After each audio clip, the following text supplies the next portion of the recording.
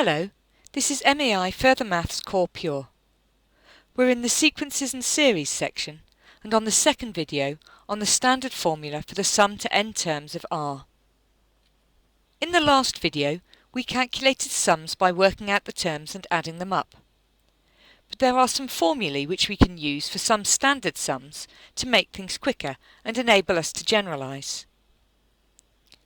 If you've already completed A-level mathematics, you'll know that this sum is an arithmetic series and has this formula. But don't worry if you're doing further maths alongside maths and haven't met this yet. We'll derive the formula another way. If we write out the first few terms, you'll see that we're just adding the positive integers.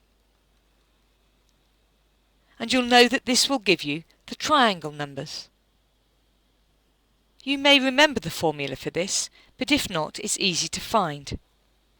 If we represent the numbers as dots in a triangle, and then put an identical triangle upside down on top, you can see that I've got n rows here, but n plus 1 columns.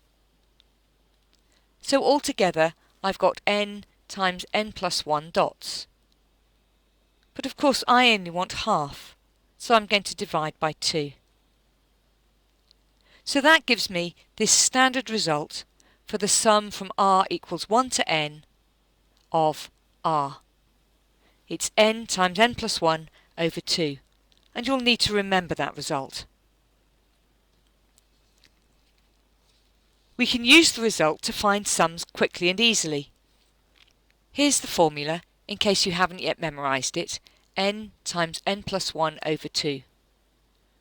Pause the video and see if you can find this sum for yourself first. OK, here n is 100, so that sum is just 100 times 101 divided by 2. That's 50 times 101, which is 5050. Here's another one. Pause the video for a moment while you consider how this sum is different from the one before.